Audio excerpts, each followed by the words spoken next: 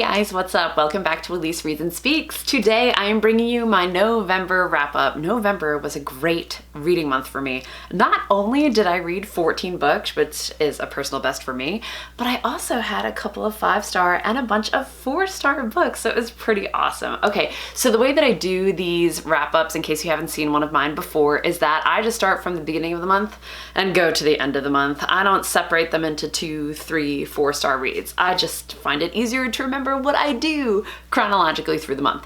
Okay, so starting off, I started the month of November with City of Ghosts by Victoria Schwab. I did this as part of Believe-a-thon hosted by Gavin Hetherington, and I enjoyed it. I gave it 3 stars. I think I did like a 3.5 rounded down. If you're not familiar with this story, it's been all over BookTube, but just in case you're not familiar with it, it's about this girl who has the ability to see ghosts. One of her best friends is a ghost, and she can walk to this place called the Vale to see other ghosts around, whereas the rest of us humans are not able to do that. And they're kind of like having this little battle of seeing like this other person is going to the Vale and what is happening. She's getting ghosts to do their bidding. Like it was interesting, but it wasn't something that was just blowing my mind amazing. I think I'll go on to the next one. The reason I gave it a 3.5 is because I had to remember that this was a middle grade read, and I know that if I had read it as the intended audience, as a middle grade reader, I think I really would have loved it back then. So I think it was pretty well written for the audience that it was intended for. Next I went on to I'm Not Dying With You Tonight by Kimberly Jones, and I think it's Gilly Siegel or Gilly Siegel.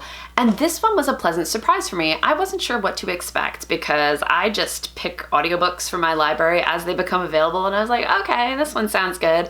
The story centers around 2 girls that are witnesses to this big fight that broke out. It becomes into a racial thing. One of the girls is white, one of the girls is black, and they are just trying to survive the evening because it blows up into this big ordeal where everyone is looting all of these stores, and they are just trying to get out of the line of fire. Like, they don't want to be hurt by the cops, they don't want to be hurt by people that are being aggressive out of the streets, and they're just trying to make it through the night. So this whole story takes place in the span of a night, and it's not even the entire night, you know, it's like in the space of a couple of hours, which I think is a different form of a book that I've read before, so that was pretty cool. All right, so the thing I really liked most about this book is the perspective from small business owners. You know, when these things happen on TV and I'm just kind of sitting back and watching what's going on, I'm not a part of it, I always feel bad for the stores that are getting looted. There's a lot of times where people will write black owned on the store so in the hopes that it won't get looted. There's a lot of times that people just don't care and they rush in, they break all the glass cases that are holding, you know, jewels or guns or anything just to grab things and run out. And I always just think, you know, I understand that these conversations need to happen, these protests need to happen, racial equality is something that needs to happen, but I always feel bad for the business owners that just get shit on. Like, I don't know what to do to make it better. I don't think anyone really knows what to do. However, this book at least gave us the perspective of those business owners, which I really appreciated, because maybe somebody that picks up and reads this book will think, you know, I have to give a little respect to people whose store this is, that I'm stealing their livelihood. That was just something that resonated with me. I also like the friendship between the 2 girls, how they started off just knowing of each other, not really, and you got to see them grow into this bond throughout the span of a couple hours, and I think it'll be something that sticks with them for life in this fictional world. So I ended up giving this one 4 stars. It wasn't something that like blew me away for a 5-star read, but I do think it's one that I will think about again, so I think it earned that 4-star. Next, I went on to Hitler Youth, Growing Up in Hitler's Shadow by Susan Campbell Bartoletti, and I enjoyed this one. I gave this one 3 stars, 3.5, something around there. It is intended for the YA crowd, and the reason I didn't rate it higher is because I think when you're dealing with nonfiction for the YA crowd, it's not like you have to dumb it down, that's not the right wording, but I didn't get as much detail or feelings as I wanted from this book, okay? However, that being said, it was interesting and I did get something from it. Like, I didn't know a lot about Hitler Youth, and it focused on some of the kids that were part of the Hitler Youth regime, and they took it and died. And there were some that went through the Hitler Youth regime kind of noticed that something was very wrong with what they were doing, and then started to infiltrate and like send out pamphlets and stuff to educate people to be against the Nazis. Like it took it on both sides of the spectrum, which I thought was really cool. And at least I got some information that I hadn't gotten about this time in history before. Next, I read Unscripted by Nicole Kronzer. I would have a physical copy of this book, but I already brought it to book club and gave it to other people. So this is one of the arcs that I read from Y'all Fest, and I enjoyed it. I'm gonna give more of an in-depth view when I do a video about all the arcs that I read from Y'all Fest, but I'll just give you a little synopsis about what this one was about. It's about this girl who's 16, 17. She's going to a camp for the summer, an improv camp, a theater improv camp, with her brother, her brother's boyfriend, and just a bunch of different kids that come to this camp to meet up and learn improv. All right. At this camp, there's only like 5 girls that attend the camp. The rest are boys, and it kind of has that like toxic masculinity atmosphere in the group that she was placed into, because she's really good at improv, so she was placed in the varsity team. And the story focuses around I'm not gonna say domestic abuse, but an abusive relationship, but it's like a mentally abusive relationship, and just how that can escalate without you realizing that it's happening. So it starts off not pretty slow, but it just started off like annoying. Like I found her really annoying, and I was on like page 60 or 70, like, oh man, I don't DNF books, I gotta push through. And I'm glad I did. I ended up giving this one 4 stars. It was a decent read. Like, I felt like it was very eye-opening in the way that abusive relationships are formed, because it's not something that I've ever experienced before. So, you know, sometimes it's hard to relate to that. Like, you know, why do people stay in relationships if they become abusive? It's the most obvious question to ask, but for those of the people that have been in abusive relationships, they're like, you know, you don't know what it's like to be in something so happy and then have it change, and it escalates, and suddenly you're just wondering, like, how did I get in this and how do I get out? And I felt like the book really, really opened that up for me and gave me a view of something that I hadn't experienced before. So 4 stars for that one. Next, for Believe-a-thon, I read The Giver with my kid, and this is one of my all-time favorites. I read this for the prompt, your favorite childhood classic or childhood read, and I read this with Owen, and he loved it, which was just, it made me just love this book even more. And then we ended up watching the movie too. If you've seen the movie, you know the movie like greatly differs from the book. However, just as a movie, if they were, say, inspired by The Giver instead of like, you know, The Giver or based on The Giver, I think I would have enjoyed it a lot more, because I like the movie by itself. Like, it's a good movie by itself. It's not close to this. This book, man, I mean, if you haven't read it, you should. If you don't know what it's about, it's like, I feel like it's the mother of dystopia, okay? And it's a utopia that really is dystopia. It's just, ugh. Have you seen Pleasantville with Reese Witherspoon and Tobey Maguire? You know, if you've seen that movie, that's kind of like in here. And then when they start seeing in color, it's like this too. There's a good parallel, okay? There is. I love this book. This is one of my all-time favorites. If you're ever watching my channel and you think, hey, I really want to read a book that Elise loves, okay, read this one. I love it. Next, I went on to 5 Dark Fates. I am unwrapping this so that I can show you the artwork from the bookish box. Isn't that beautiful? Okay, so we've got, I'm thinking this is Mirabella right here. That looks like she's got some weather in her hand. We have Arsinoe, who is my personal favorite. And then we have Catherine over here, or Katarine, or however you want to say her name. I was really nervous to start this book. Really, really nervous. Because, you know, I love 3 Dark Crowns, dressed up as Arsinoe for Halloween. I love 3 Dark Crowns, and I really didn't want to hate this book. And I'm happy to say that I really enjoyed it. I really enjoyed it. You know, there are things that I was like, what? Are you kidding me? Why did you do that? But at the same time, like, as I got to the end, I was like, okay, this was a solid ending. This was a solid ending to this series. I think there are things that can happen, but everything that I think is a huge spoiler, so I might just do a video just to talk about the 3 Dark Crowns world in general, because I love it, I love it, I love it. I gave this one 5 stars. I'm sure like in a year from now or so, I'll think about the books separately and be like, okay, maybe this one wasn't as good as the first one or the third one. But for right now, because I'm just so happy that I wasn't disappointed by this, because it was like my most anticipated read, it's getting a 5 star from me. Next, I went on to Furious Thing by Jenny Downham. That was another arc from Y'allfest, which I do not have in my hands because I also offloaded it at book club. This one was a surprising read too. I gave this one 4 stars, and it was like the same as Unscripted, where it started out and I was like, oh no, I find this girl really annoying. Like, I don't want to read this entire book if she's just going to be annoying. But as you get through the book, you realize why she's annoying. So again, I'm gonna go more into depth in this one when I go through my video about the arcs that I've read from Y'allfest. But I'll just give you a little brief synopsis. It's about this girl who is furious, okay? And she has every right to be, because she is in an increasingly abusive relationship too with her stepfather. And also, I mean, her mother really sucks too. So like, I understand why she's furious. It's like people not listening to her, not paying attention to her. And it kind of makes all those feelings bubble up until you're bubbling over and become this thing that you're not even aware of just to get attention. And I feel like the character work in here was really good, really good. Man, I feel like everything that I could say would probably be a spoiler. But if you're into hard-hitting contemporaries and you want to read about a family struggle, you want to read about a girl's mental health, even though I wasn't a big fan of how they represented the mental health in here, I will say that. That was what knocked it down a star.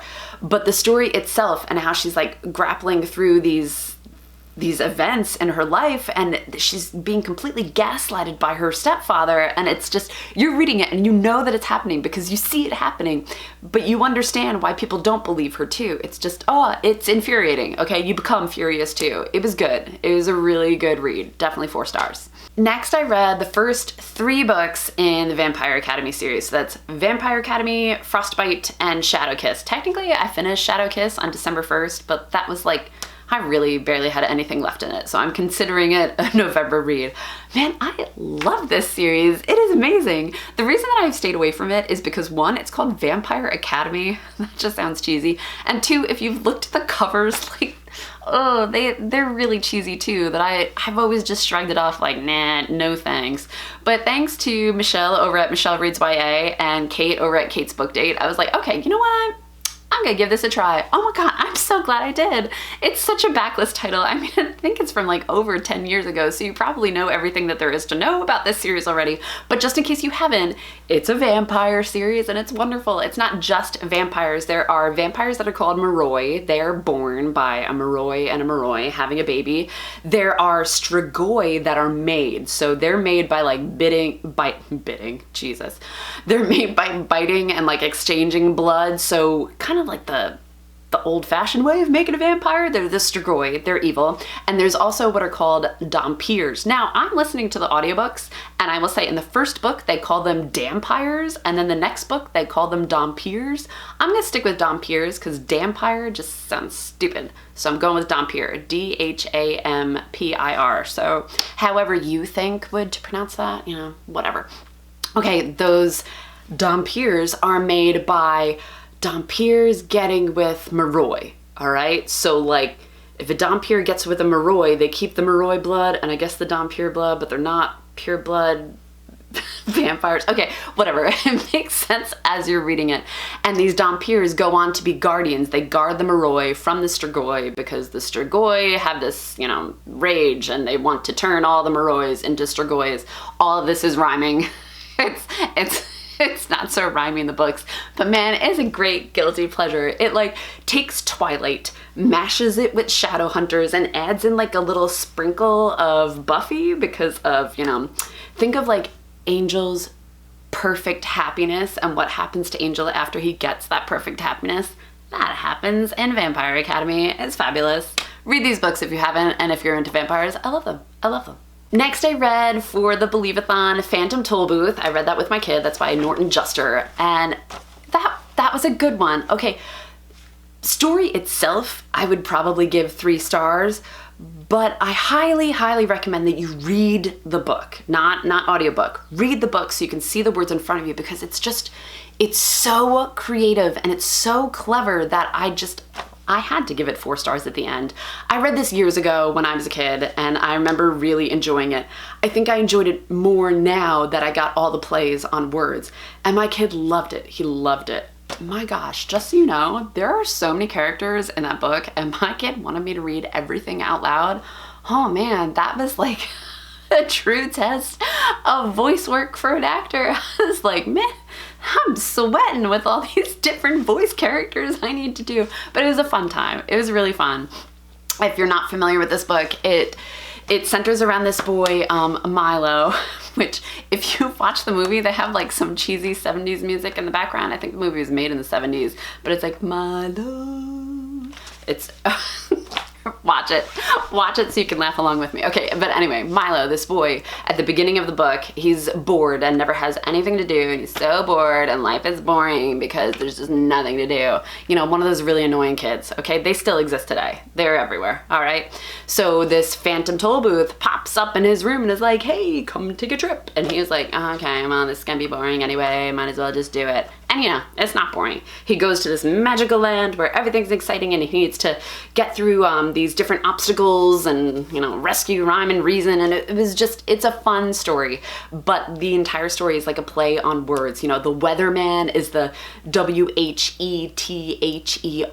weatherman. So he doesn't know whether he should do this or whether he should do that. Like different things like that. It was really cool.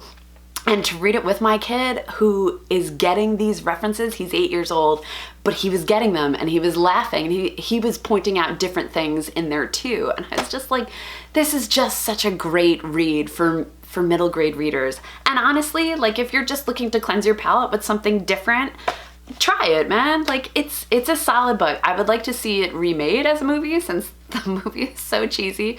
We watched it together and I was like, oh, this is just awful. So I would like to see it remade into something a little better now. Hopefully somebody will watch this and be like, hey, that's a great idea. But yeah, 4 stars for them. All right, we're gonna zip through these last 3 because I can see that my battery is about to die. So here's what we do. I read 2 more arcs. I have Only Love Can Break Your Heart, This Train Is Being Held. I gave them both 3 stars. They were okay. Like this is what I picture when I think of a regular contemporary read. It's just like a little romantic fluff, doesn't leave a lasting impression, but you enjoy it as you're reading it. To me, that's what contemporary is. I'm more of like a fantasy, dystopian kind of girl. The main problem I have with this is that I think it would be a better reading experience for the bilingual speaker because this guy right here, Alex, he speaks Spanish and he speaks English and he constantly mashes those together in his sentences that it's like, okay, I understand about, you know, 90% of basic Spanish, so I got most of it, but some stuff went over my head, like I didn't know every word, and it happened just so frequently that I felt like I was constantly translating things in my head, and I was like, this is not really an enjoyable reading experience for me. I think if they had less of that, I would have liked it more, but also it's just like a cheesy romance that's gonna leave no lasting impression, so 3 stars. The last one that I went on to was Beware, Princess Elizabeth. Dude, I love this. I read this for Believe-a-thon so that I could cram in a 4th book. And it's about Queen Elizabeth before she becomes queen. Like it's right around when Henry dies, and then, you know, her brother is king until he dies. Then her sister Mary, Bloody Mary, takes over, and I think the bulk of it is when Bloody Mary is queen. And the last couple of pages are when Elizabeth takes over.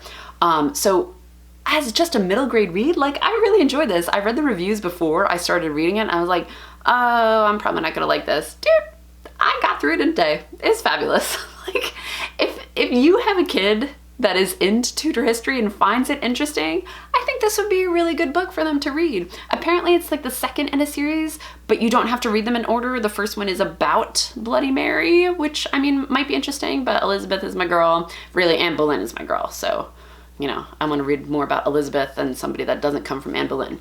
But yeah, like I thought it was a solid read. I thought it was a fun time. If you're into Tudor history and want to try a middle grade read, give this one a whirl. I think you might actually like it. Okay, so that is all the books that I read in November. I can't even believe that I read 14 books. I don't think I've ever read that much in a month. Probably because I had some middle grade in there, but I think I'm gonna start reading some more middle grade because I really like that experience. I feel like I've judged myself in the past, like, oh, you know, you're taking it easy, you're reading a middle grade book. Dude, no, like if you think about it, some youth books that I love, like Harry Potter, Percy Jackson, The School for Good and Evil, those are books with substance and they're for younger readers. Like why would I think they don't count? You know, I don't think that, I don't. So I'm gonna try to read more middle grade in the upcoming year, at least maybe 1 or 2 per month, and hopefully do it with my kids so that we like keep up on this track, because he really enjoyed it, I really enjoyed it, and I think he really got something out of it too. And I like sharing stories together. So Believe-a-thon was wonderful for that. Okay, so I am participating in the Reindeer Readathon this month. I have already uploaded my TBR. I'm not doing so fantastic with it because one of them is really dragging, so I just need to push through. I need to push through and get through that one so that I can get some more points for my team. Go Team Nutcracker. All right, thank you for tuning in to Elise Reads and Speaks. I will catch you next time, guys. Bye.